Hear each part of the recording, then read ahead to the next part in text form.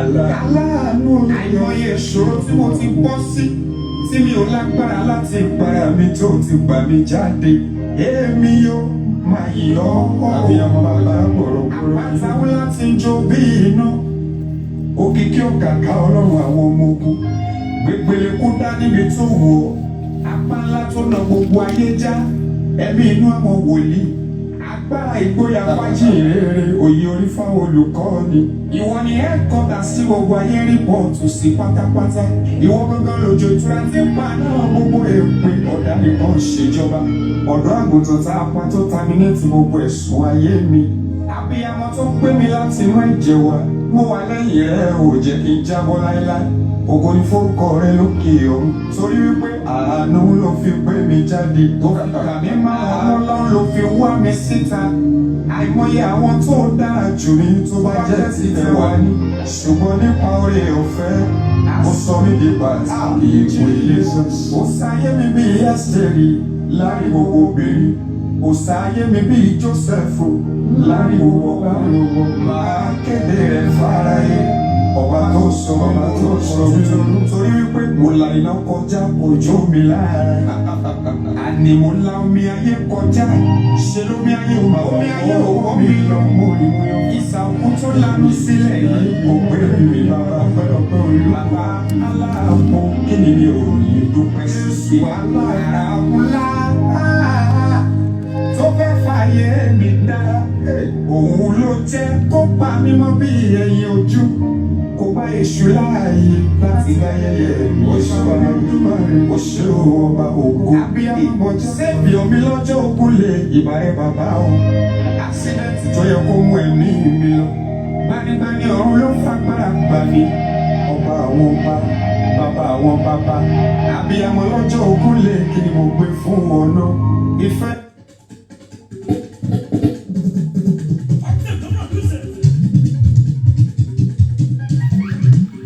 a ní ká àfàlùjó wọlé ká àfàlùjó bẹ̀rẹ̀ nígbà tá a ti ń yan ọlọ́run ọba. Elédùmarè a tún gbé ọ̀gá lẹ́ẹ̀kan sí adúpẹ́ torí pé nípasẹ̀ rẹ la ṣe wà bí ò bá sì tọ ọlọ́run kí la já mọ́.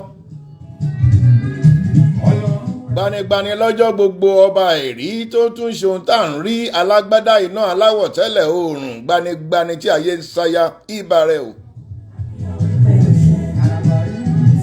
Adúpẹ́ fún oore ọ̀fẹ́ tó fún adúpẹ́ fún àánú tí a rí gbà adúpẹ́ fún iṣẹ́ ìyanu tẹ́ ń fojoojúmọ́ ṣe láyé wa.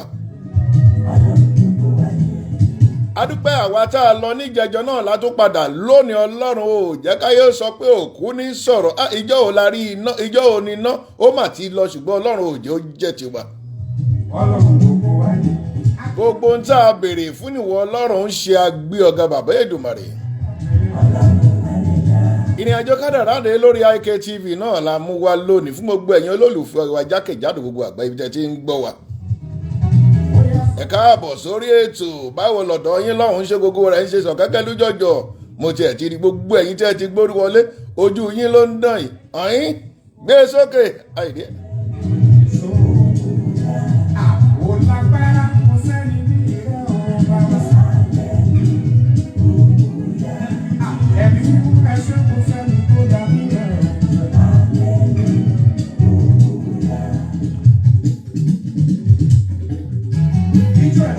Ọba tó gbàdọ̀ balẹ̀ ọba, ọba tó gbàdọ̀ balẹ̀ ọba, ọba tó gbàdọ̀ balẹ̀ ọba, èyí ṣe kábíyèsí rẹ̀, ọba tó sẹ̀. Ọba tó gbàdọ̀ balẹ̀ ọba, ọba tó gbàdọ̀ balẹ̀ ọba, ọba tó gbàdọ̀ balẹ̀ ọba, mo ṣe kábíyèsí rẹ̀.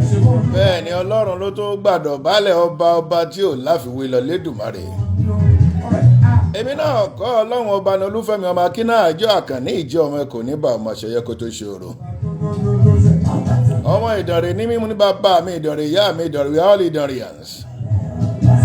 A kí gbogbo ẹ̀yin tẹ́ ẹ ti gbórí wọlé sórí ètò lónìí ẹ káàbọ̀ báwo náà ń ti rí báwo gbogbo rẹ̀ sí ládùúgbò yín lọ́hùn ṣe ń sọ kẹ́kẹ́ lójọ́jọ́. Ìfẹ́ tẹ́ ní ṣètò yìí ọlọ́run mà ní jẹ́ kó parẹ́ bẹ́ẹ̀ ni ìfẹ́ tí ayé níṣẹ́ yìí náà kò ní parun. àlejò ńlá la mú wá lónìí, àlejò kabiti, àwọn ògo, àwọn àlejò tó ní ògo ẹ̀bùn rèé. Agbé yìí wá torí pé a fẹ́ kí àwọn ènìyàn kó ṣe kí ni kó kọ́ ẹ̀kọ́ nípa tiwọn náà. Níbo náà ti bá ìrìn àjò kádàrá tiwọn dé? Báwo náà ṣe bẹ̀rẹ̀? Ọgbọ́n ọ̀la lè kọ́ nínú ìrìn àjò wọn. Wọ́n máa gbórí wọlé láìpẹ́, àmọ́ orin wọn náà rèé, Tolúwa sings. Ẹ jẹ́ á gbọ́ díẹ̀ níbẹ̀.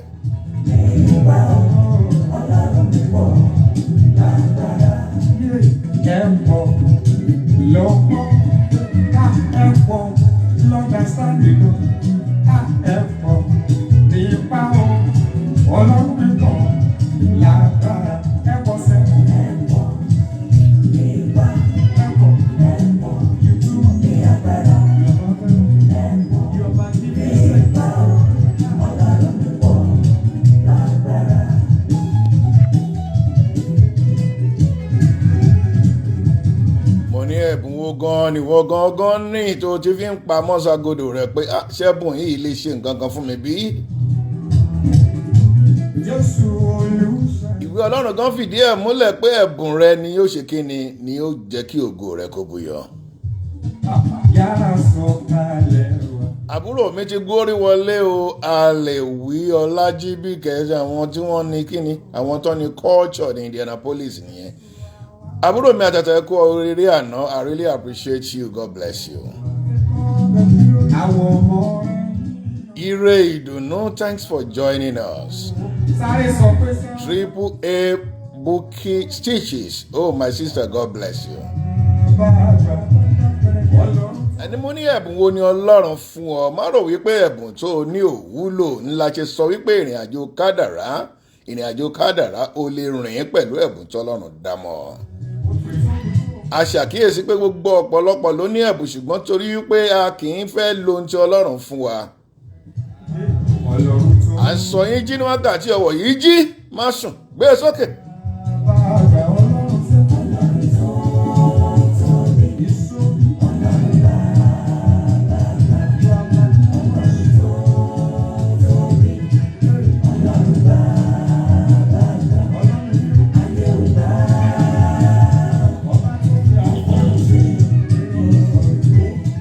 Ọmọkùnrin tí à ń gbé bọ̀ yìí, ìjọ́ kan ni mo ṣàdédé jí tí mo gbọ́ orin tí wọ́n kọ. Mo ní ohùn rèé, kàkà kí ohùn kò tiẹ̀ sí nípa ti ohùn nìkan bí ó ṣe àwọn àṣàyàn ọ̀rọ̀ tí wọ́n ń kọ nínú ohùn náà.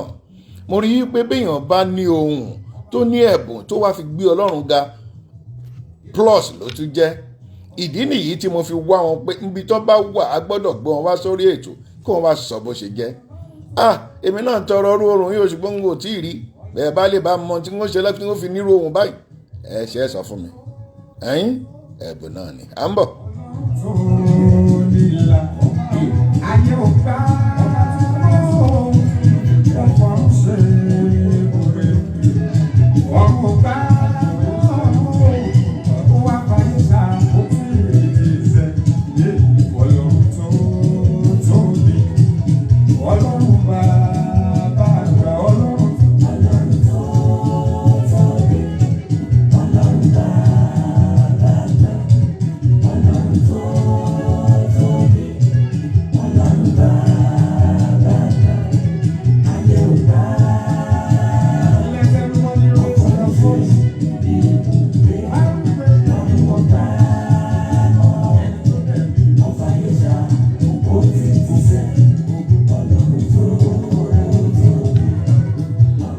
Gbogbo ohun tí Ọlọ́run bá fún ẹ gẹ́gẹ́ bí ẹ̀bùn, má gbàgbé láti lo ẹ̀bùn rẹ, àti wípé nínú ìrìn àjò kádàrá tiẹ̀ náà, èèyàn mélòó ló ti ràn lọ́wọ́.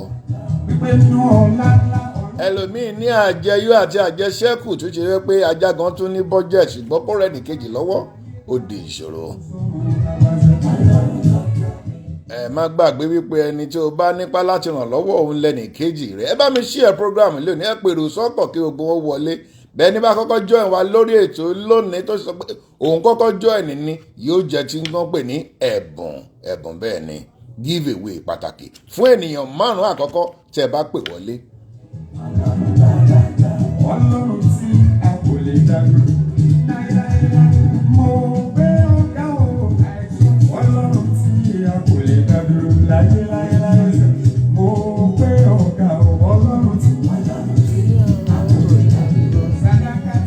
sẹ́ni tó lè dá Elédùmarè dúró ẹ má tiẹ̀ bẹ̀rù bẹ́ẹ̀ bá ti lólúwa kò sẹ́ni tó lè dá ẹ̀yin náà dúró pẹ̀lú torí pé òun lọ́ba tó tó gbà ní.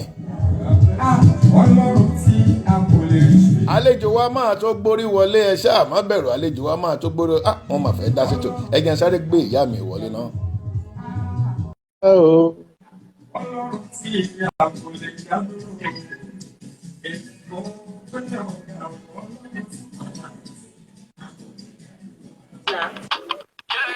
Ẹ káalẹ́ sà. Ẹ káalẹ́ ìyá mi.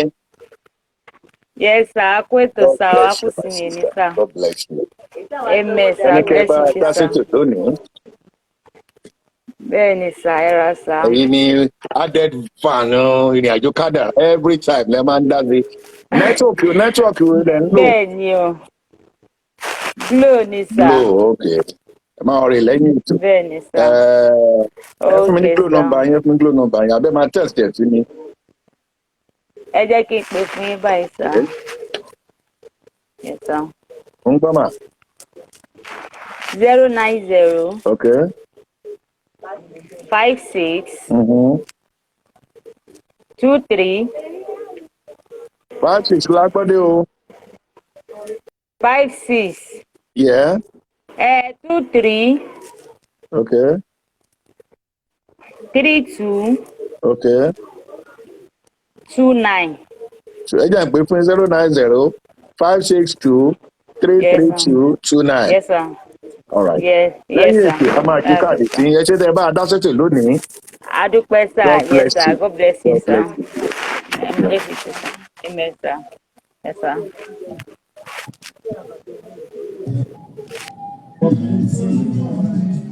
Àwọn olólùfẹ́ ìrìn àjò kádàrá nìyẹn alórí olólùfẹ́ ìrìn àjò kádàrá. Ẹ má pè wá sórí nọ́mbà eléyìí. Nọ́mbà tẹ́ pè wá síbi tẹ́tí bá ti ń pè wá ní +1 317 701 2228. Ẹ jọ̀wọ́ ẹ má pè wá sórí eléyìí. Bẹ́ẹ̀ bá dẹ̀ fẹ́ pè wá sórí Instagram kì í ṣe direct video call. Ẹ má bínú pé a ò ní lè gbé kọ̀lẹ́ tó ń pè wá yìí lórí WhatsApp ló ti ń pè tiẹ̀.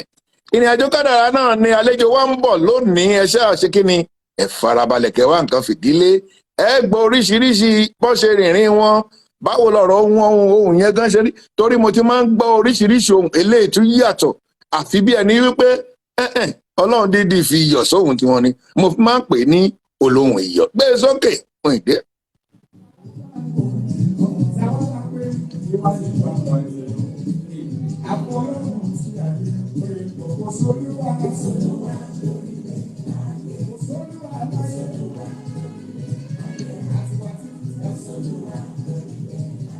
Wọ́n ti tọrọ gáfárà páwọn máa pẹ́dé tó bí ìṣẹ́jú mélòó kan ẹ jọ̀ọ́ ẹ má bínú pa àfojú yín sọ́nà tolúwa lónìí sings eléyìí máa lágbára lónìí ó ṣe kí ni ó máa loud gan.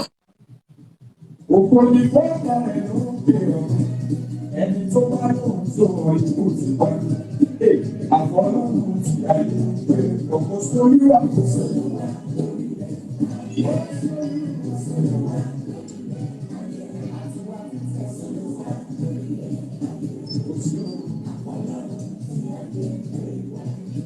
Ẹ̀mí mímọ́ ẹ̀ṣọ́ ẹ̀mí àwọn òbí ẹ̀mí mímọ́ ẹ̀ṣọ́ ẹ̀mí àwọn òbí. Ẹ̀mí mímọ́ ṣe o ṣe é lóhùn jẹ́yìn náà lóhùn bí tẹ́ ẹ ti ń pè wá lọ́wọ́ ẹ jẹ́ agbóhùn yín bóyá ó tiẹ̀ lè dàbí ohun àlejò wa ẹ kọrin kan fún wa bẹ̀yẹn náà ẹ káalẹ́ ó yẹ ẹ kọrin kan fún wa náà. Bẹ́ẹ̀ orin tẹ́ ẹ bá lè kọ a fẹ́ gbọ́ ohùn yín bẹ́yìn náà bá lóhùn iyọ̀ ní ká tó gba ẹ̀bùn wa. Ó ga jù. Ẹ jẹ́ ń bẹ̀rù kí n kọ́kọ́ wò yìí tí màá kọ sà. Ẹ gbá rìsáàsì orin bẹ́ẹ̀ ni. Ọlọ́run mi tó dá wọn òkè ìgbà ni ẹ̀yin ni mo fi ọpẹ́ mi fún. Ta ni mo tún gbéga bí kò ṣe bàbá lókè. Ta ni mo tún fi gbogbo ọpẹ́ mi fún? Ọlọ́run mi tó dá wọn òkè òkè ìgbà ìgbàanì ni ẹ̀yin ni mo ẹ̀yin ni fi mo fi ọpẹ́ ọpẹ́ mi mi fún. fún. Ẹ gbìyànjú ẹni náà yá ìyàwó Yes, lọ̀rọ̀ sir. yín ó ṣe díẹ̀ ńlé àná. Ẹ gbìyànjú. Kí ni nọ́mbà yín nẹ́tíwọ́ọ̀kì olè ń lò? MTN ni sir. Ẹ pe nọ́mbà yín fún wa. 081 Okay. 67 67. 87 Mhm. 91 Mhm. 37. 37. Bẹ́ẹ̀ni sir, èmi mo pè ní WhatsApp video call now.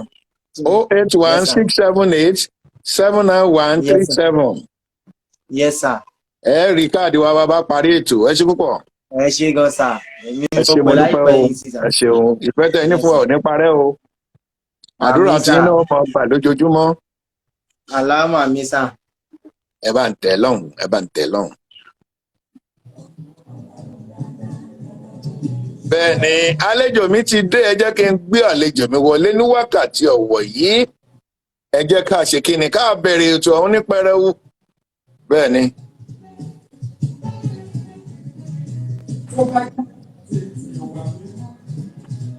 Aha! Ẹlẹ́hàn tó rí sandini ni wọ́n ní àwòránwò àlejò mi gbórí wọlé o. Ẹ káàbọ̀ sórí ètò. Ẹ káàbọ̀ sórí ètò. Ẹ káàbọ̀.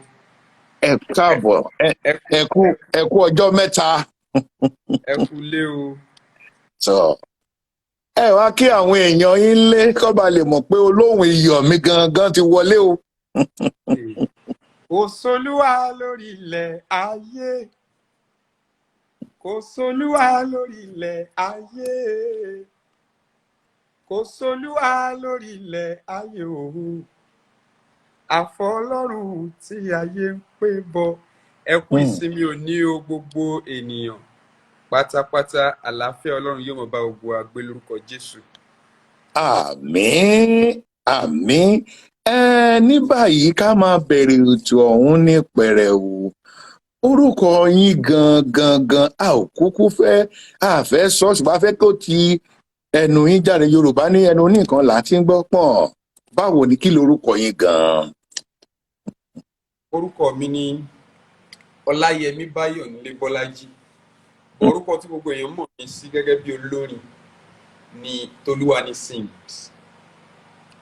Báwo lorúkọ Tolúwani Sings? Báwo ni orúkọ yẹn ṣe wá jẹ́ Tolúwani Sings? Bó lẹ ti gba orúkọ náà, ṣé ìmísí ni àbí ìpè? Orúkọ yẹn gangan Tolúwani gangan lórúkọ tí mo gbà ìmísí Tolúwani. Orúkọ tí wàá máa jẹ́ lílé. So èmi kàn fi Sings yẹn sí for the sake of social media. Tolúwani. Ní pé nǹkan tí mò ń ṣe orin kíkọ Tolúwani Sings. Ó dà báwọn. Ìdí tá a fi gbé yín wá sórí ètò yìí ni wípé ọ̀pọ̀lọpọ̀ mọ̀ yín, ọ̀pọ̀lọpọ̀ ò sì mọ̀ yín. Àti wípé a rí wípé ògo ńlá ni Ọlọ́run fún yín. Ọ̀pọ̀ ọ̀dọ́ ló wà nírú ipò tí ẹ wà yìí àbí tó fẹ́ wà nírú ipò tí ẹ wà yìí ṣùgbọ́n tí kò mọ bó ṣe máa ṣe. Ọ̀pọ̀lọpọ̀ fún ní ẹ̀bùn tí kò lò ó.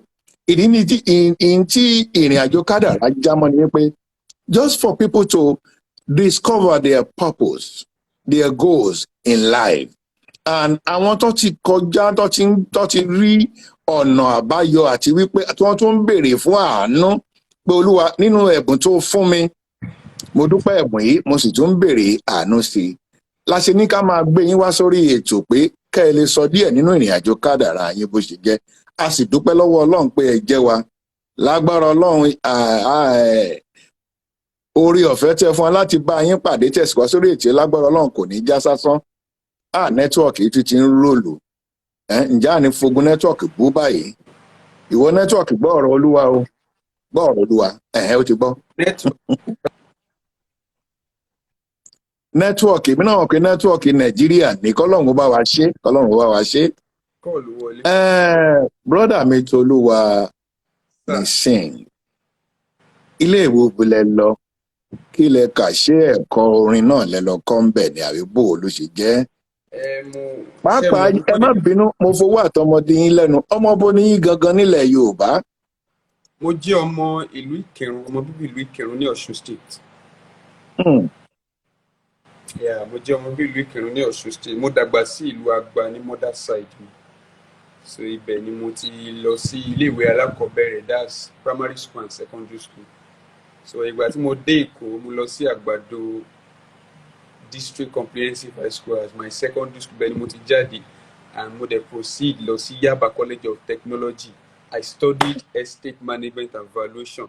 Mo dẹ̀ parí pẹ̀lú upper credit mo fi parí. So kò ń ṣe pé ó yá pé mi upper mọ̀ bí mo credit ṣe ń kọrin. kì í ṣe pé ẹni tí ò mọ̀wé o. So ó kàn ṣe pé ẹ mọ̀ nǹkan tọ́lọ́run bá ti léèyàn máa dà, tí ò bá ti dá ìdàkudà ló dà. Whatever God says you will become, if you don't become that thing, you become something else. So that is why. So that is why. And we bless the Lord. Adúpẹ́ ibi tí ó mú wa dé lọ́jọ́ yìí. Ó ṣe nípa ipá mi nípa agbára. Ẹ jẹ́ bá wa share program yìí, ẹ follow wa lórí ìrìnàjò kádàrá, ìrìnàjò _kádàrá. Ẹ jọ̀ọ́ gbogbo ẹ̀yin olólùfẹ́ Tolúwaníṣẹ́ kẹ́ follow wa, kẹ́ tún jẹ́ kíni ká tún gbé ètò yìí délé lérí. Estate management tó ní upper credit ló wá di ẹni tí ó ń kọrin káàkiri gbogbo àgbáyé. Ẹ rí pé ṣé Olúwa pọ̀. Ọlọ́run sọ pé ẹni tí èmi bá fẹ́ lèmi máa pè, tí èmi bá pè lèmi ó yẹn, tí n bá sì yàn ń kọ́ n ó ṣe lógo.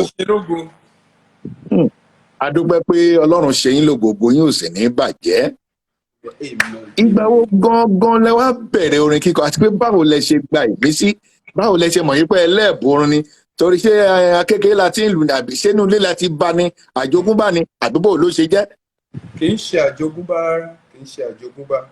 Ṣé mọ̀, ọ̀tọ̀ ní nǹkan tèmi fẹ́ dà ní tẹ́lẹ̀ tí mo ti pinnu nínú ọkàn mi. So let me say, nǹkan tọ́lọ́run fẹ́ kí n dà ó ní mo dà yìí.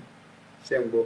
Bíbélì pé tí Ọlọ́run ò bá kọ́ ilé, ó ní àwọn tó ń kọ́ ń ṣe kí ni, àwọn tó ń kọ́ ń ṣe lápá. So I started from the choir ní church wa kéékèèké, bẹ́ẹ̀ ni mo ti bẹ̀rẹ̀. So mo kọ́kọ́ bẹ̀rẹ̀ choir yẹn. So ibẹ̀ ni mo ti mọ̀ wípé Ọlọ́run ní nǹkan tó pé in this field Ọlọ́run fẹ́ lò mí fún. Ṣé mọ̀, if you want to discover purpose, first of all discover Jesus. Ẹ má bí mi wá sùn bíbá, just have to bẹ́ẹ̀ ni ó ṣe kókó. You cannot discover the right purpose for your life. It is in Jesus that you find your purpose. Ṣé you get? So èmi ti kọ́kọ́ wá Jésù, mo ti kọ́kọ́ wá rí kó tó di pé mo discover purpose mi. So inú ẹ̀ ló ti wá pé nǹkan tí màá ṣe leléyìí o. So I don't need to beat around the bush. So èmi ti kọ́kọ́ get conviction yẹn personally fúnra mi, apart from the fact that people told me outside pé Ọlọ́run fẹ́ lò ẹ́ ní ọ̀nà yìí.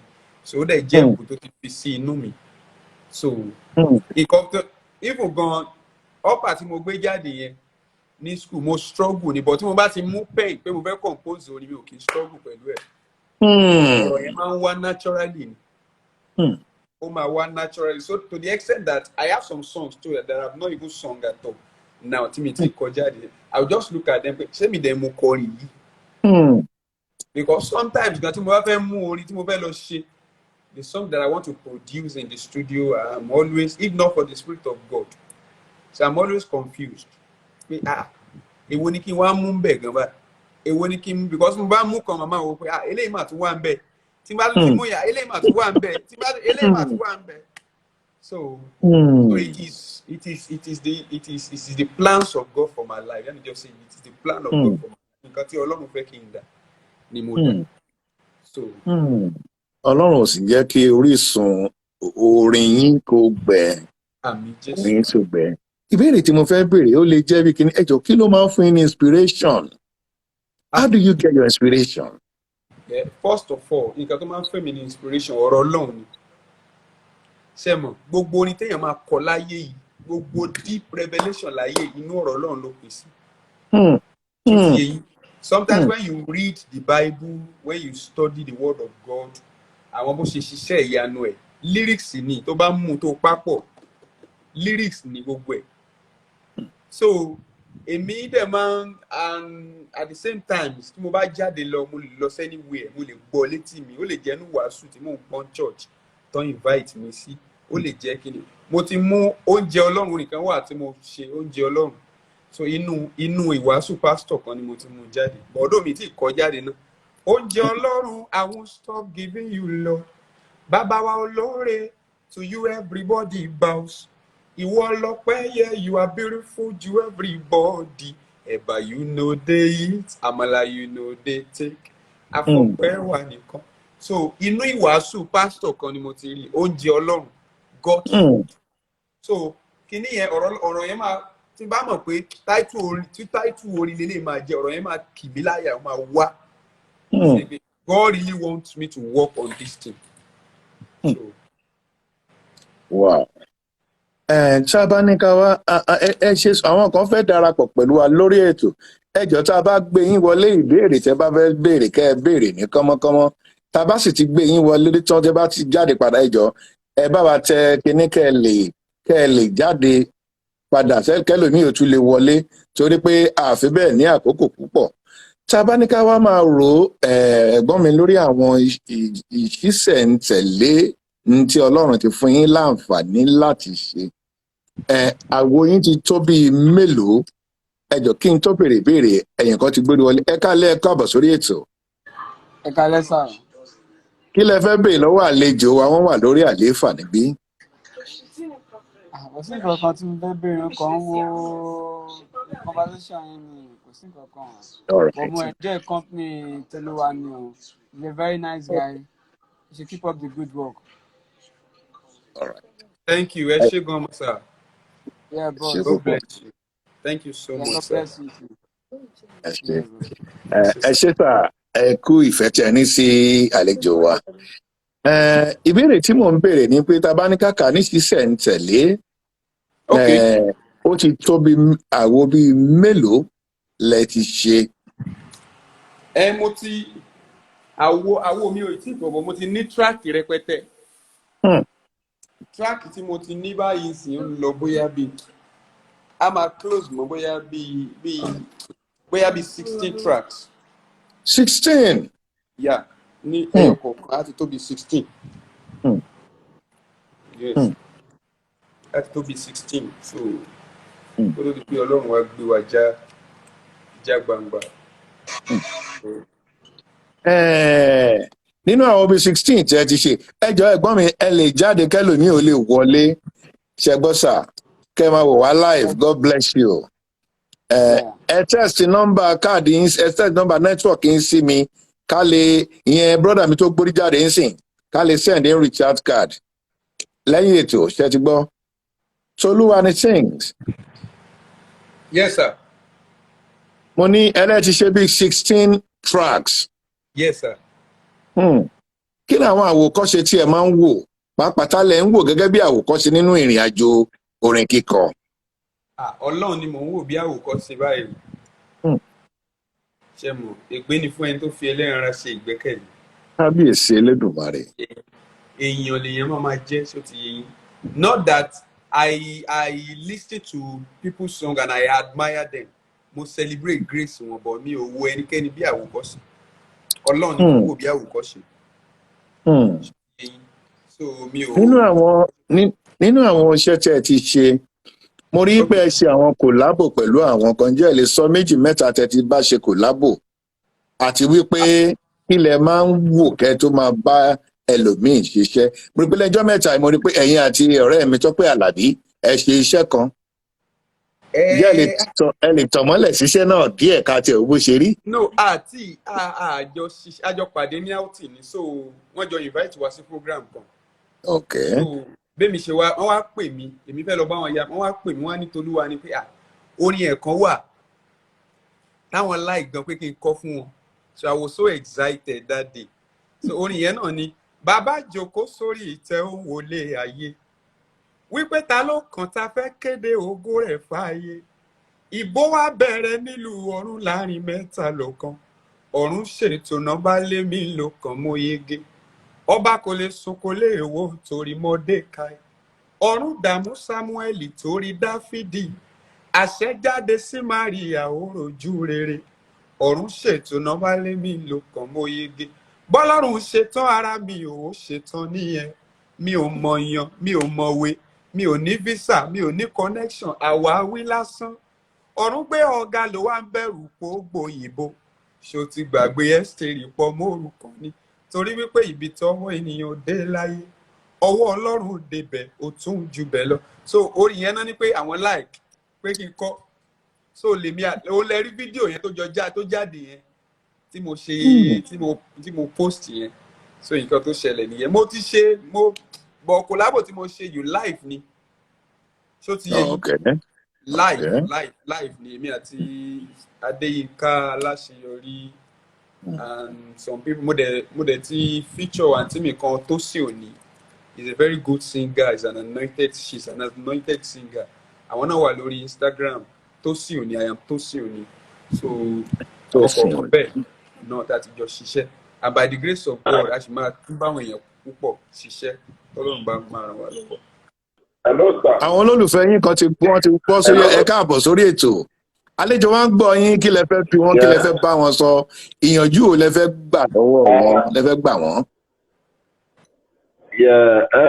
nǹkan tí mo tiẹ̀ fẹ́ sọ ni pé mo láìkì orin wọn èmi ń pè láti Atlanta Georgia lamẹ́ríkà so mo láìkì orin wọn gan and then I'm so much impressed all the time tí máa ń gbọ́ orin wọn in fact máa ń lọ bí iṣẹ́ inú mi máa ń dùn gan láti máa gbọ́ gbogbo mo tẹ̀sí ṣàlẹ̀ ìkan tó sọ pé nínú track wọn sọ pé yes Lord pé you put the track in it. Oh wow I so much like it. Yes. Olórí ayé o kábíyèsí ọba tuntun olórí ayé pè mí o oníṣègùn wa ni o títí láyé yes adániwá ayé pè mí o oníṣègùn wa kéde ìgbàlà o yes thank you sir ẹ ṣé God thanks for the love sir God bless you ẹ ṣé God. Ẹjọ́ máa need the number yín after this program. Mo fẹ́ kẹ́ send it. Send message sí mi ní Instagram. Instagram, okay. Olúsọjí Odúgbẹ̀sán lórúkọ mi. Send me ní message. Yes. Okay, sir. Yes, sir. Ẹ ṣé gan mo dúpẹ́. Thank you, my brother. Right. Thank you for joining us from Atlanta. How is Atlanta today? All right, fine, sir. Say Atlanta o. God bless you. Yes. God bless you, sir. Yeah. Ṣé máa lè gbà mí láyè Tolúwa ni sing kí n gbé nọ́mbà yín sórí platform yín káwọn èèyàn lè máa wò direct àbí kí lẹ fi? No, ẹ má gbé nọ́mbà mi sẹ́ni wọ́n lè DM mi ní Instagram.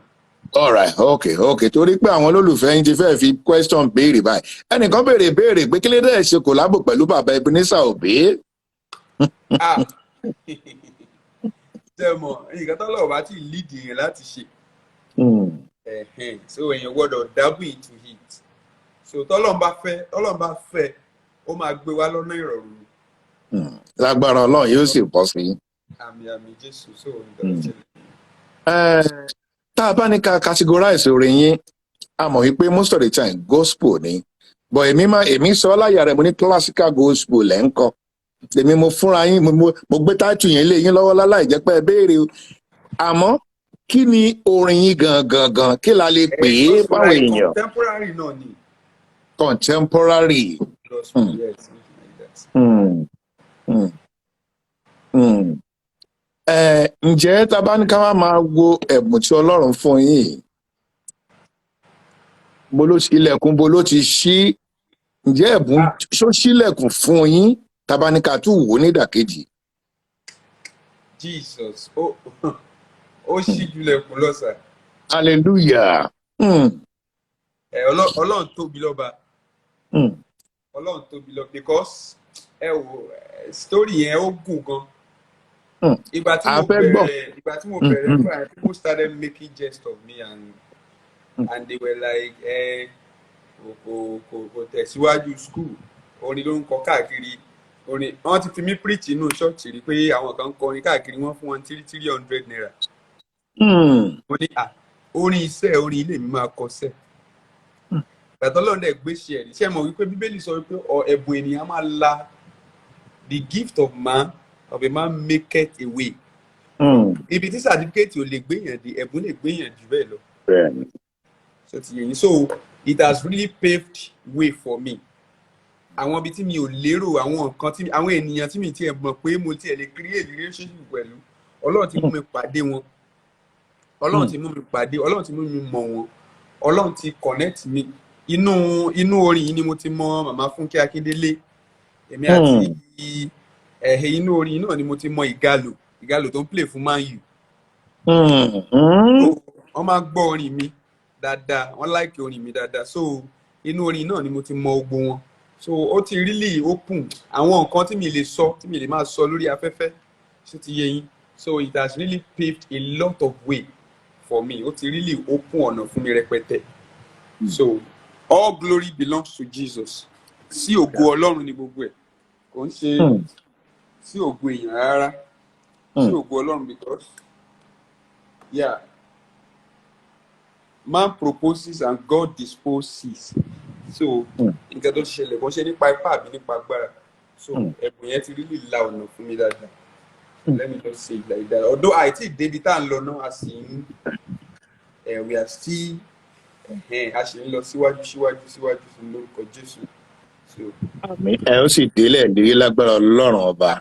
Nígbà tí ẹ sọ wípé ẹ ti ṣe bí ìyàwó bíi 16, track bíi 16, tẹ́ ẹ bá ní kẹ́ ẹ wò nínú àwọn òwò yìí, èwo gangan lẹ máa ń rò wípé bẹ́ẹ̀ bá ti rántí ọjọ́ tí ìmísí yìí dé, tẹ́ ẹ sì ṣe composition ni tí gbogbo ayé tẹ́wọ́ gbà á, èwo gangan ló wà lókàn àyà yín nínú orin. A mọ̀ pé gbóṣẹ́ yín ló dára o, ẹ má ṣe mí gbọ́, ṣùgbọ́n nǹkan wà nínú téèyàn bá ṣe tẹ́ pé kò síjọ́ tẹ́ ẹ máa rántí orin yìí, bóyá sábàbí tẹ́ ẹ fi gbọ́ orin náà ni àbí sábàbí tẹ́ ẹ fi ṣiṣẹ́ náà ni pé Olúwa mo kàn sára sí ọ. Kíní ni kò sólúwa lórí ilẹ̀ ayé, kò sólúwa lórí ilẹ̀ ayé, kò sólúwa lórí ilẹ̀ ayé òun, àfọlọ́run tí ayé ń pè bọ̀.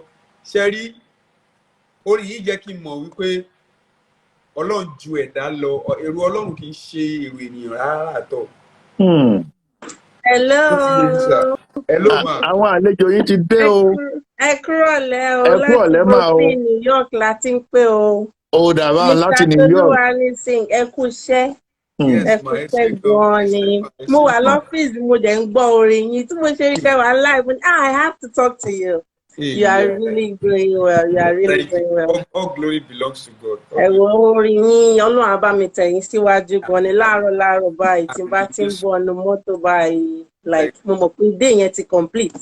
Like just listening to it. Ọlọ́run á bá mi tẹ̀yìn síwájú gan ni. Mo rí pé wedding yín ń bọ̀ lọ́nà. Ọlọ́run on the 25 ni o. I saw it. Ẹ wo máa DM yín. I have to do something for you because you have been a blessing. Thank you ma. All right, kò ṣe. Ẹ jọ̀ọ́ kí lorúkọ yín mà? Títílọpẹ́ ni sà láti New York. Ẹ má gbàgbé àti follow wa lórí ìrìnàjò _Kádàrá. All right, sir. Indianapolis lèmi náà wà tá a ti ra ń ṣe kinní ọ̀hún wẹ́rẹ́wẹ́rẹ́ báyìí. Ẹ ti bẹ́ speaker ẹ jẹ́ kí n tí béèrè mi tẹ ti bẹ́ speaker ti wedding brother mi ṣùgbọ́n tó bá lè dá náà ni. Akẹ́ni mo pé àwa fans lílé yìí láì àmọ̀ God bless you. Amen. Bless you too, sir. Akéde lórúkọ Jésù. Àmín. God bless you. Ẹ ṣé sir, Mr. Tolúwanúrà ètò. Ẹ ṣé gan, God bless you, mommy. All right. Báwo ni màá ṣe pa o? Ẹ rí X lókè ẹ̀ dẹ̀ lè go off get to padà sí online again. Okay. All right now. Yeah, all right. Ẹ ṣeun. Orin tẹ́ ẹ̀ ń sọ lọ jàre ká tó gbàlejò. So orin yẹn orin títí Òṣòlúwa lórí ilẹ̀ ayé. Òṣòlúwa lórí ilẹ̀ ayé yẹn ó jẹ́ kí n mọ̀ wípé Ọlọ́run kì í gẹ́gẹ́ bí orin bàbá wa kan Gòkè Bájọwà. Ọlọ́run kò dàbí ènìyàn. So orin yẹn jẹ́ kí n mọ̀ wípé Ọlọ́run kì í wo bí èèyàn ṣe máa ń wò, ṣó ti yé yín. Ó jẹ́ kí n mọ̀ wípé bọ́wọ́ èèyàn ṣe rí lélẹ̀, ọwọ́ Ọlọ́run ṣe rí lélẹ̀, ọwọ́ Ọlọ́run fẹ̀ gan. Téèyàn bá tọwọ́ bọ̀ nǹkan ó sì lè máa rò báyìí, ó sì lè máa rò bọ̀ tọ́lọ́run bá tọwọ́ bọ̀ nǹkan. You said we know that pé ọwọ́ Ọlọ́run lélẹ̀. Ó ṣẹlẹ̀ lọ́jọ́ yẹn pé mo kàn fẹ́ ṣe I just wanted to do like a short video, like a snippet. Ṣó ti yé yín táwọn èèyàn lè share. So I was considering doing a popular song that we really relate pẹ̀lú. Ṣé ti yé yín? Ìgbà yẹn bí inú yàrá kan ni mò ń gbé, mò ń sunlẹ̀ lẹ́ǹgbà yẹn. Kábíyèsí Elédùmarè. Kábíyèsí Elédùmarè.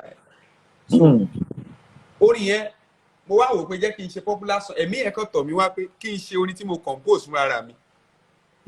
Nínú gbogbo orin mi pátápátá mi tí ẹ̀ ń ro kan lọ sí yẹn pé ìyẹn ló máa rinlẹ̀ kó máa gbé mi jáde or something. So mo wá lọ ṣe pé mo tún wá ń bẹ́ mi yẹn jiyàn wípé orin yìí ò tún létí èmi nìkan ni mo mọ̀. The spirit was like, go and do it. Mo tún drag pẹ̀lú studio man pé àbí ká ṣe mí. Bí mo ṣe ṣe nìyẹn ṣe rí bí mo ṣe gbà studio by just 1 minute kò pé 1 minute tán. Mo kàn ra mú díẹ̀ lára orin yẹn tí mo ṣe compose mo ṣàṣe kò pé 1 minute tán. Mo kàn ra jù sí WhatsApp status mi báyìí ṣe rí ló bá di send me pa. Sáà láàrin ọjọ́ mẹ́ta mo sì rò pé mo sì ń lálàá ni.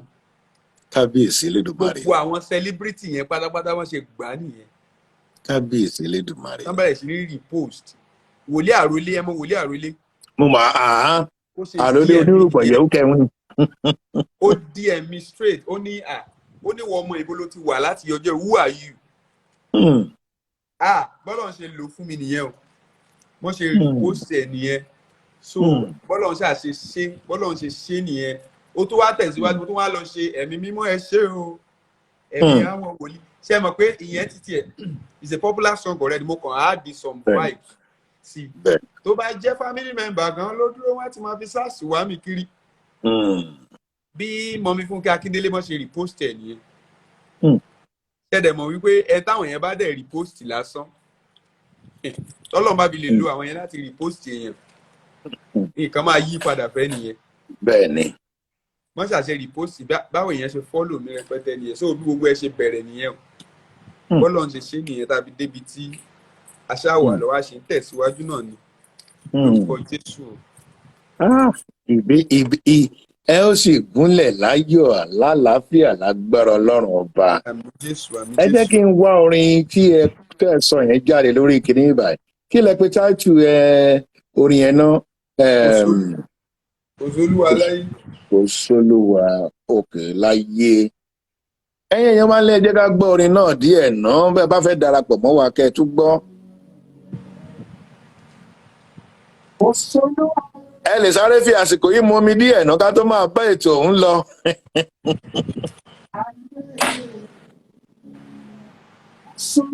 Lórí ilẹ̀ ayé òun, àfọ̀ tí ayé pé tán.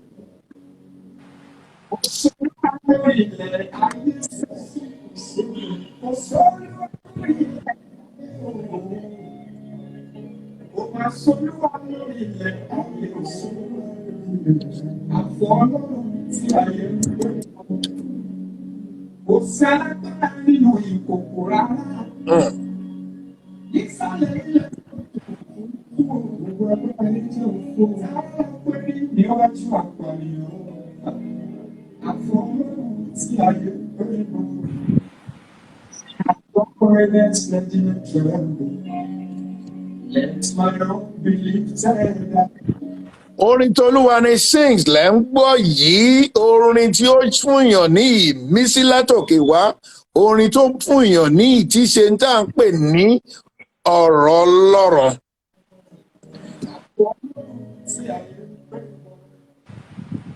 Ẹ gbọ́ bí àwọn èèyàn ṣe pè wọlé tí wọ́n ní báwọn bá ti ń gbọ́ orin ní òwúrọ̀ kùtùkùtù ọjọ́ wọn pé everything máa ń bọ́ sí rẹ́gí ni. Ẹ lè rí orin lórí Spotify, gbogbo ẹ̀yin pàápàá ẹ̀yin tẹ́ wà nílùú Amẹ́ríkà bí ẹ lè rí orin lórí Spotify. Bẹ́ẹ̀ bá ti ń jí láàárọ̀ ẹ máa gbọ́ orin, bẹ́ẹ̀ bá ń sùn lálẹ́ ẹ máa gbọ́.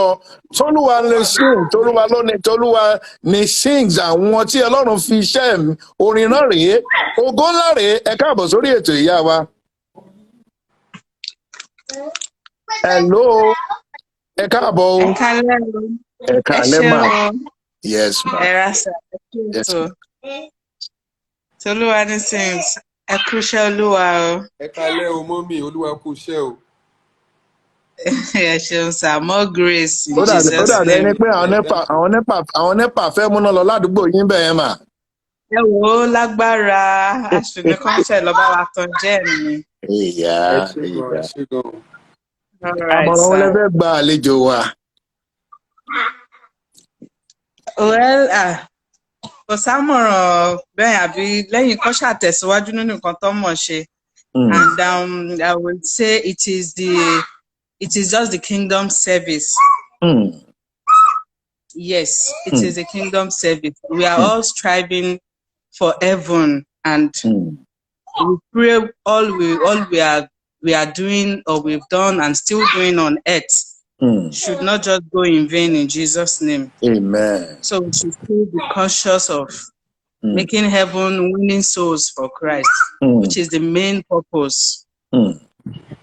May the grace of God never reduce, may it continue to increase upon you, sir. In Jesus' name. Amen. Thank you so much, ma. God bless you, ma. Amen. Bye-bye, sir. All right, sir. Ẹ ṣé sister wa, God bless you. Tolúwa ni things. A gbọ́ pé ẹ fẹ́ ṣe ayẹyẹ ìgbéyàwó. Ẹ̀yin náà fẹ́ di ọkùnrin gidi ni o. Ìjọ́ ògọ́gọ́ ni báwo ni gbogbo rẹ̀ ṣe ń lọ? On the 25 ni o, 25 of this month, kò pé gbogbo ẹ̀ báyìí sí bóyá bí almost bóyá bí 13. 25 of September. Yes, sir. Gbogbo ẹ̀yin olólùfẹ́ Tolúwa ni sings wọ́n fẹ́ ṣe ìgbéyàwó wọn ní on the 25th of September. Wọ́n rán mi níṣẹ́ ilé ṣùgbọ́n mo ń sọ gẹ́gẹ́ bí ẹ̀gbọ́n lèmi náà jẹ́ sí báyìí, àwa náà bàbá ọkọ báyìí, àbí? Gbogbo ohun tẹ́ ẹ bá lè ṣe láti fi jẹ́ kí ìyàwó náà kó lárinrin, ẹ jọ̀wọ́ ẹ díẹ̀ mọ́ kájọ ṣe kinní ọ̀hún kó lè dùn, kó lè rí bó ṣe yẹ kó rí. Yorùbá ní ènìyàn láṣọ mi, ẹ̀yin náà láṣọ Tolúwa ni sing. Bó bá ṣe máa jẹ́ ẹ lè díẹ̀ mú wọn. Mo mọ̀ pé ìyàwó ṣe pàtàkì. Bíbélì ní ẹni bá rí he who founded a wife founded good things and obtained favour from God. Àti favour níyàwó wọn báyìí, mo ti change orúkọ sí favour. Ká máa bá ètò ń lọ, àlejò mi. Kí ni àmọ̀ràn tí ẹ̀ ń gba àwọn ọ̀dọ́? Torí pé ọ̀pọ̀lọpọ̀ ọ̀dọ́ ló wà tó lẹ́bùn jantirẹrẹ, ṣùgbọ́n mélòó nú wọn ló ń lo ẹ̀bùn yìí? Olórí àmọ̀ràn tí màá gba àwọn ọ̀dọ́ náà ni wípé pé mo sọ tẹ́lẹ̀ pé káwọn kọ́ wá Jésù rí. That is where you can find your purpose. So, and if you have found your purpose, it's not going to be a bed of roses. So ti yẹ yín kò ń ṣe pé gbogbo ẹ̀ kàn máa dán mọ́rán lọ bẹ́ẹ̀ tó bá ti sáré kọrin náà ni wà á ti sáré rálàánú or something like that. So ti yẹ yín one just have to èyàn láti máa tẹ̀síwájú, kò kí ń easy bẹ́yẹn. So ti yẹ yín I don't need to be telling story pé mo jìyà mo ṣe kíní all those things like that. Those ones are number but kò kí ń easy bẹ́yẹn láti lè já sí gbangba bẹ́yẹn ṣé ń gbọ́. Ọlọ́run ló máa ń gbìyànjú já sí gbangba, and don't allow people to take you away from that track with their experience. So ti yẹn in such a way that èèyàn ti lè máa ṣe nǹkan báyìí. Ọ̀pọ̀lọpọ̀ ti wá sọ fún mi kó tó di pé Ọlọ́run gbé mi jáde pé àwọn ọ̀lẹ ló máa ń kọrin, àwọn tí ò rí kan ṣe kan ló ń kọrin. Kábíyèsí Elédùmarè. So ti yẹn they will even be telling you pé ayé ló bárù àwa yìí, kátà bá sọ fún ẹ tó bá ti gbà wàá padà jẹ bíbọ̀ ń bẹ̀. Bọ̀ tó bá ti mọ̀ wípé nǹkan tó dì mú ìṣe Ọlọ́run ló rán ẹ níbẹ̀ ṣé ń gbọ́, no matter the experience that anybody might bring along your way, it is nonsense.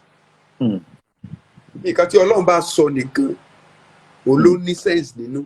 So kánẹ́mi because àwọn tá a jọ wà ń gbà yẹn, àwọn tó máa ń rí bí ẹni tó serious ni àwọn tó máa ń de táì tó ń gba bíi 30,000 lóṣù, tó ń lọ iṣẹ́ láràárọ̀, tó ń jí jáde láràárọ̀, tó ń gba 30,000 lóṣù àbí 35, tó ń de táì jáde, àwọn yẹn ló serious. tó gbọ́ pé ó kọrin káàkiri they believe pé ò tí ì rí kan ṣe kan ni pé ò tí ì rí bí lọ ló ṣe ń kọrin. so if not ká ní pé mo ti wà discouraged nígbà yẹn ṣé ń gbọ́ tí mo ti ju páálí orin ìdánù nísìnyí báyìí sì bóyá bíi 35,000 kan ní màá máa ṣe tí mi jẹ́ tí mi mọ ibi tí mò ń lọ. Olúwa máa sún rárá lọ́fíìsì wọ́n máa ní ó dẹ̀ lóhùn wo kí ní tó kọrin ó dẹ̀ lóhùn wo kí ló tó máa kọrin. yóò di èyí tẹ́mi gan tí ò ń ṣe pé bá pé mo mọ nǹkan tí mò ń ṣe ṣé ti yé yín so but nǹkan tí máa kàn everything still boils down on the fact that know what you want to do, know God for yourself. Don't let anybody use their experience to shake you off from that your chosen path. So be serious, be intentional, be deliberate about everything you are doing. So far you know that this thing ọ̀nà tọ́lọ́run fẹ́ kó tọ̀ ni and ó dẹ̀ wà godly. Ṣó ti yé yín? Mi ìsọ pé tó ń ṣe yahoo o, ṣó ti yé yín? Tó mọ̀ pé ọ̀nà yìí ó wà godly. Tó mọ̀ pé ọ̀nà Ọlọ́run ni. So just keep on persevering, keep on keeping up. One day you will get there. And the rest will be a story. So ti yé yín sà. So nǹkan tí mo kàn fẹ́.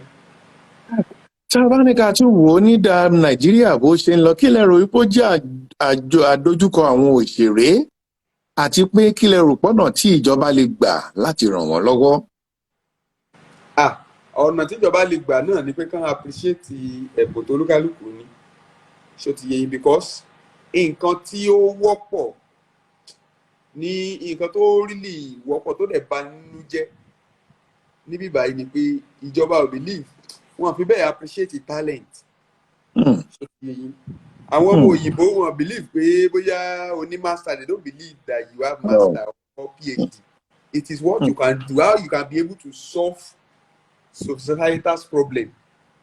Kí ló gbé dání, kí ló ń ṣe, kí ló lè offer ìkan táwọn òyìnbó believe nìyẹn. Ṣó ti yé yín but ní Nàìjíríà bíbá even if you have what you can offer kò bá jẹ́ orí ló mọ nǹkan kò bá jẹ́ ní ti tó o bá ti ní PhD àbò níbi master dání kò sẹ́ tó máa rẹ́kàn pẹ̀lú ẹ̀. Ṣó ti yé yín. Bẹ́ẹ̀ ni sà. Ẹ káalẹ́ o. Àlejò kan ti gbórí wọlé ẹ káalẹ́ sà ẹ káàbọ̀ sórí ètò ìrìn àjò kádàrá. Ẹ káalẹ́ bàbá o. Kí lẹ fẹ́ sọ fún àlejò wa? Àlejò wa ẹ káalẹ́ o. Ẹ káalẹ́ sà ẹ káalẹ́ God bless you sir. Mo rí àwọn iṣẹ́ takuntakun tẹ́ ń ṣe Ọlọ́run á gbà fún yín. Àmín Jésù Olúwa ló níṣẹ́ o Olúwa ni o. Ọlọ́run ẹ má stop o téèyàn bá ń lọ síbì kan tí ò bá ti dúró lọ́nà tí ò dẹ̀ padà ọjọ́ kan ó máa débẹ̀. Bẹ́ẹ̀ni sà bẹ́ẹ̀ni exactly. So ẹ má stop o ẹni tí ó fẹ́ gbọ́ ohùn yín gangan ẹ mọ̀ pé ohùn pọ́n oríṣiríṣi. Bẹ́ẹ̀ni. Ohùn Tọ́pẹ́ Àlàbí yàtọ̀ ohùn Elijah Daniel yàtọ̀. Bẹ́ẹ̀ni àwọn èèyàn mi lè lọ. Ohùn Àdùkẹ́ Gold yàtọ̀. Exactly. Oníkálukú ló ní ẹ̀bùn but tá a bá gba máìkì lórí stage a máa rí yàtọ̀ ohùn yẹn. So tẹ́ ẹ̀ bá ti dúró ẹni tí ó fẹ́ gbọ́ ohùn yín yẹn tẹ́ ẹ̀ bá ti dúró ẹ máa bá pàdé tó jẹ́ pé ó dẹ̀ máa gbọ́ ohùn yẹn bóyá nǹkan tó ń ṣe é ni o bó bá ṣe gbọ́ ohùn yẹn nǹkan tó ń ṣe á dẹ̀ kúrò ìṣòro atọ́nà ayé ẹ̀ owó tó dẹ̀ wà lọ́wọ́ ẹ̀ òun máa náwó o ẹ̀yin ní ohùn Ọlọ́run fẹ́yìn lóhùn Ọlọ́run fóun lówó so tóun bá wá gbọ́ ohùn yẹn ìṣòro tó ń ṣe á kúrò owó tẹ̀yìn nídìí yẹn á wá fún yín. Ṣé ti rí bọ́rọ̀ yẹn ṣe rí?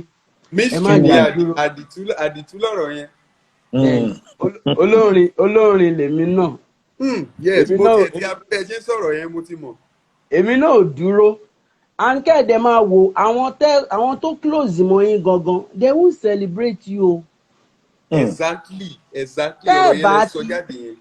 Ṣẹ́ẹ̀rì they will celebrate èmi sìn ẹni tó bá mi mix orin mi recently ìgbà tí mo post ẹ̀ mi ò ní dárúkọ tó bá ń gbọ́ ó máa gbọ́ ìgbà tí mo post ẹ̀ ó ní mi ò fi orúkọ òun sí pé òun lòun bá wọn mix ẹ̀ mo ní màá send ẹ̀ sí ẹ̀ mo mix ẹ̀ torí mo cut ẹ̀ WhatsApp video ni ìgbà tí mo send ẹ̀ sí tó ní I cannot post it mo ní why òun ló rìkọ́ọ̀dù fún mi o mo á wò pé tí n bá ti ṣe débi tó jẹ́ pé ọmọ máa wá fowó wò mí wọn ò ní celebrate mi. So ẹ má jà dúró bàbá ẹ má dúró o èmi máa ń wo post yín gbogbo àwọn tí mo dárúkọ yẹn náà àjọ wà lábà ni. Bẹ́ẹ̀ni ó yé mi àwọn èèyàn mi náà ni. So ẹ má jà dúró. Bẹ́ẹ̀ni sir. Ẹ má jà dúró o. Based on contentment we will live happily. Yes sir. Tó jẹ́ ṣò kó ṣe ojoojúmọ́ ká máa lọ ṣò lójoojúmọ́ Ọlọ́run ò pín déédéé. Tó bá jẹ́ ẹyọ̀kan láàrin ọ̀sẹ̀. Exactly. Káṣá àti rítajé ṣe ká mo ń bọ̀ program kan lálẹ́ yìí mo ń complain pé mo ò náwó ẹni tó fẹ́ drop mi gan ó sì ń ṣe ra tó Ọlọ́run tètè pèsè mọ́tò fún mi ìgbà tó drop mi ẹni yẹn bó ṣe ga tó Ọlọ́run bu ẹwà kún bọ̀dá ìjọ ẹ fún mi $100 mo á wò báyìí mo á sọ fún backup mi pé já máa dúpẹ́ tiwa o àwa kò sówó lọ́wọ́ wa ṣùgbọ́n kò worst tó jẹ́ pé àwa ń tọrọ lọ́wọ́ èèyàn mo tún dúpẹ́ ní so ẹ̀bùn wa ẹ jáde mú Ọlọ́run tó fún wa ó mọ àwọn tó nílò ẹ̀ a máa bá wọn pàdé tábà ti dúró. Bẹ́ẹ̀ni ẹ ṣe kí sir God bless you sir. ẹ má jà kánjú ẹ má jà sọ pé àwọn mi ò ròde orin lọ bí tàwọn kan ọ̀tọ̀ọ̀tọ̀ ni tọ́lọ́run bá fún yín ní oore ọ̀fẹ́ yẹn àwọn àjẹlé yín ọ lè má jẹ́ rí lò so ẹ jẹ́ kí Ọlọ́run pa wọ́n tí Ọlọ́run bá ti pa wọ́n tó bá yànjọ oore ọ̀fẹ́ yẹn fún yín ẹ máa lò tó jẹ́ pé ó máa tẹ́yìn náà lọ́rùn so that's just it. Wow. I'm following sir. Am I following you? Kí lorúkọ yín sà kí ni Instagram handle yín? His Grace Praise. His Grace Praise máa follow yín sinsin. His Grace Praise. Mo ti follow yín. Okay sir. All right. All right. Thank you, my brother. All right. For the inspiration you just gave to us. Ẹ jẹ́ follow àná lórí ìrìn àjò Kádàrá àwọn náà follow yín sí ìtawà ṣe tán. God bless you.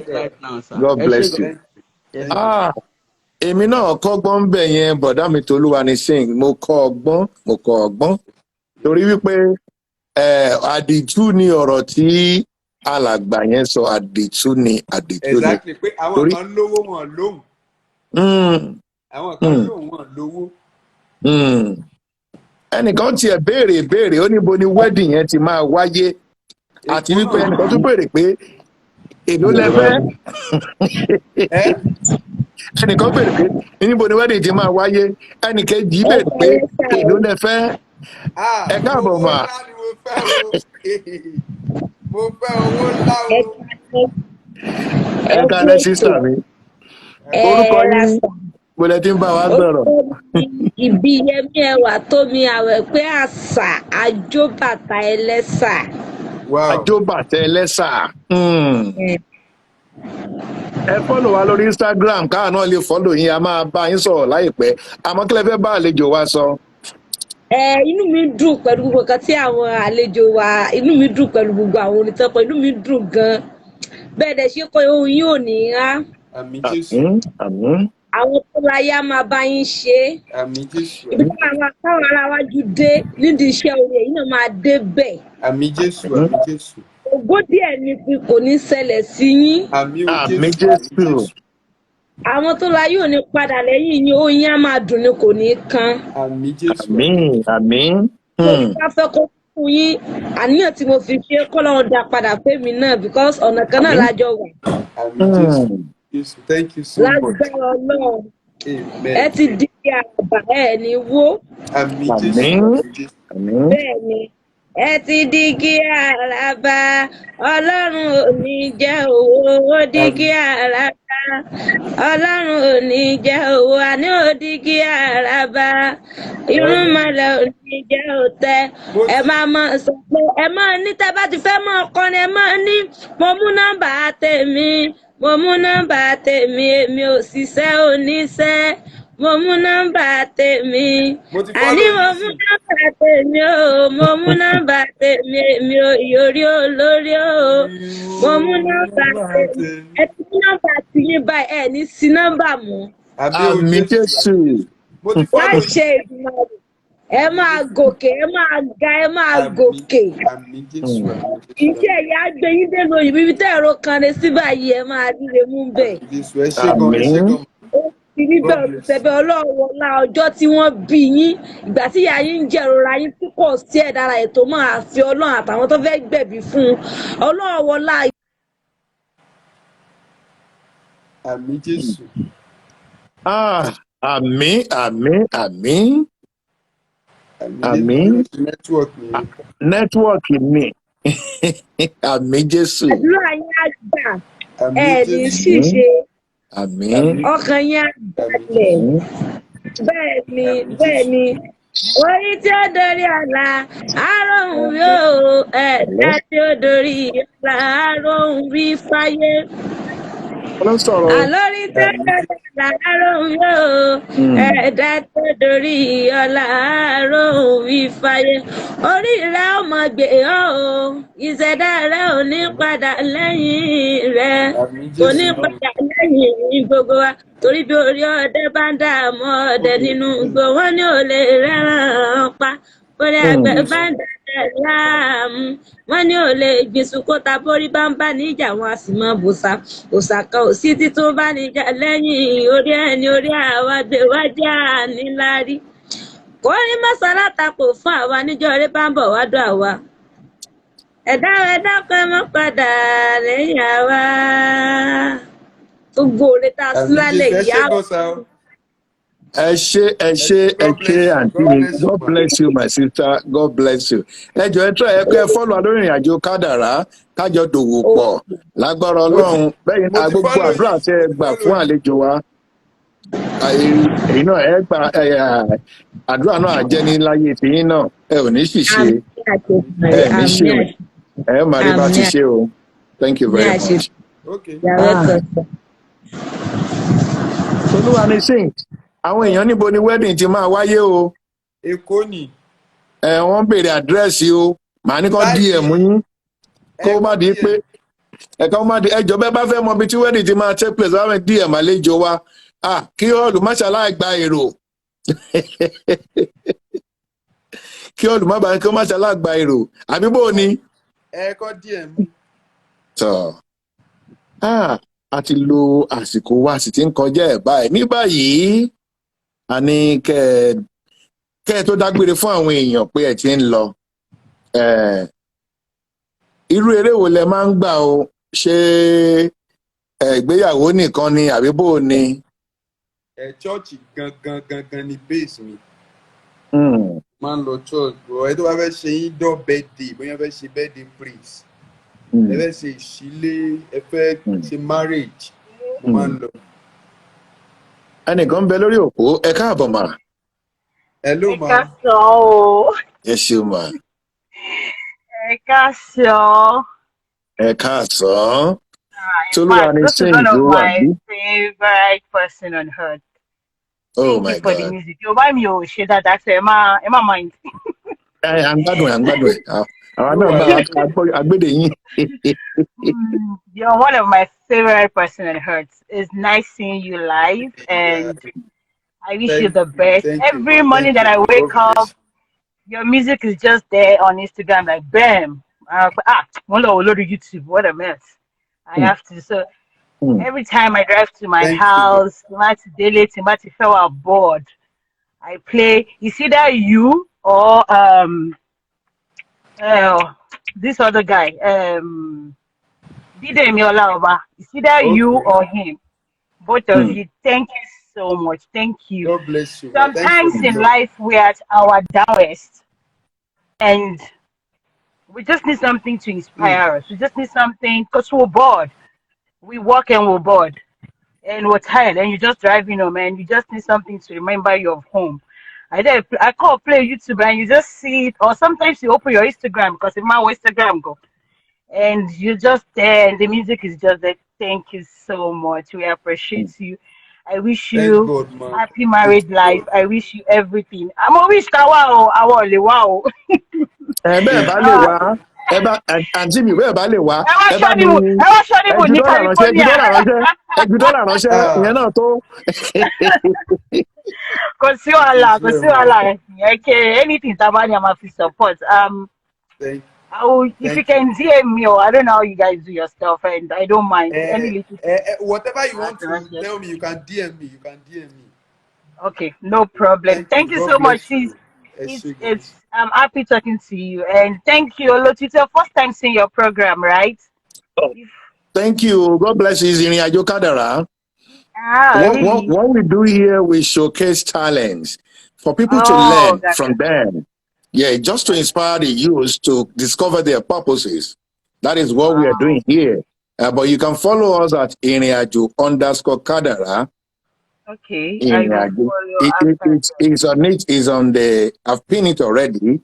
IROINAJO _. So I just have to press the button, right? Yes. Okay. Gotcha. Yeah. Just follow us. Thank you. God bless you, my sister. Thank you. It's nice talking to you. God bless you, brother.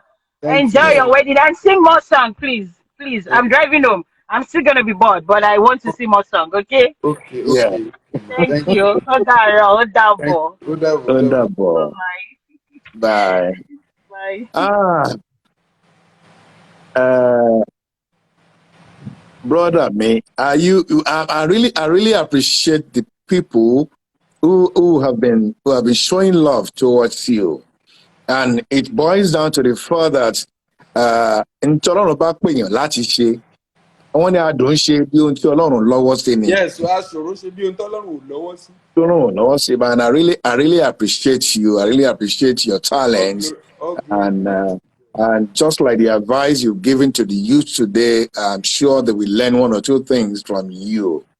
Ẹ wá bá mi fi orin dágbére fún àwọn ènìyàn wa nílé kán lè máa mọ̀ wípé lóòótọ́ lẹ́gùn wá sí Ìrìn Àjò Kádàrá lónìí. Aṣẹ́gun ni mí, mo já ṣẹ́gun lọ nípa agbára ẹ̀jẹ̀ Jésù, mo borí ayé. Èṣù gbógun lọ́pọ̀lọpọ̀ ṣùgbọ́n ó mọ̀fọ́. Ayé kún fún bùgbé ìkà pẹ̀lú òkùnkùn. Ẹni fẹ́ làgùn ayé já gbọ́dọ̀ múra gidi ni. Ibi afẹ́ gbé àjàrà sí ilé ẹ̀gún ni. Ẹni a ní ó kíni lẹ́yìn ata ló fi sọ́wọ́. Ta ló lè mọ pálábàárín ẹni lè dènà déni. Joseph ìbá kú yanyan nítorí ògo. Ṣùgbọ́n Ọlọ́run dìde gbèjà fọ́mọ ológo. Ayé tari Daniel sí òkè níhun. Èrò búburú ni ayé rò sóbe di Édòmù. Àpótí ọ̀ràn ni wọ́n rò pọ́n gbé ka mọ́lẹ̀. Ọlọ́run sọ̀dà àpótí ọ̀rọ̀ ó yà gbogbo wọn lẹ́nu. Ẹni tọ́lọ́run ò mú o kẹ́lọ̀ sinmi ariwo. Aṣẹ́gun ni mí, mo já ṣẹ́gun lọ Ìrìn Àjò Kádàrá nípa agbára ẹ̀jẹ̀ Jésù, mo borí ayé. Èṣù gbógun lọ́pọ̀lọpọ̀ ṣùgbọ́n ó mọ̀fọ́. Ìrìn Àjò Kádàrá lórúkọ Jésù ẹ ó máa tẹ̀ síwájú. Àmín. Ẹ ti ń ga oníwàsílẹ̀ lórúkọ Jésù Kristi ọba láṣẹ. Ohun tó lè jẹ́ èrò èṣù, èrò ọ̀tá lórí ayé tiyín gángan. Ọlọ́run máa bà gbogbo rẹ̀ jẹ́, àdẹ̀gbé yín borí ayé lórúkọ Jésù Kristi ọba àwọn ọba. Ẹ ṣé o, thanks for having me. Ẹ ṣé ẹ̀yin náà ẹ ṣeun, mo dúpẹ́ lọ́pọ̀lọpọ̀. Lágbára Ọlọ́run á tún máa kàn sí yín lẹ́yìn ètò. Ìyàwó tẹ́ fẹ́ ṣe yìí lágbára ìyàwó ò ní mẹ́ni o. Bẹ́ẹ̀ ṣe ń ṣe pátápátá Ọlọ́run á bá lọ́wọ́ sọ́jọ́ yẹn Ọlọ́run àmọ́jọ́ náà rú wá tún mú kù. Gbogbo àwọn àlejò tó fẹ́ wá ṣe bí Ọlọ́run jẹ́ ọmọ náà bẹ o. Ẹ̀bùn tẹ́ ẹ máa gbà tó máa dalé yín rú àbí tó máa dàgbéyàwó Ọlọ́run jẹ́ kẹ́ ẹ gbà á. Àṣẹ Èdùmàrè lágbára Ọlọ́run mo fi sìn ín sínú ìgbéyàwó náà. Ẹ ní regret ọjọ́ tẹ́ ẹ márì o. Ẹ ní regret ọjọ́ tẹ́ ẹ márì o. Ìyàwó yín á jẹ́ oyin, á jẹ́ adùn lórúkọ Jésù. As you enter into the new level of your life as a married man, your glory will not go down. Amen. The grace of God upon your life will continue to multiply. Ìyanu Ọlọ́run á ṣẹlẹ̀. Thank you very much, my brother. I love you and I appreciate you. I love you and I appreciate you. Same here, sir. God bless you. It's my pleasure. Thank you, sir. God bless you. Thank you, sir. Yeah. ẹ̀yin èèyàn wálé àrejò báyìí lọ lórí ètò lónìí. Ẹ jọ̀wọ́ ẹ fọ́lò wa lórí ìrìnàjò kádàrá, ìrìnàjò kádàrá. Òun lè tó tí máa ń wálé lọ́jọ́ mẹ́jọ.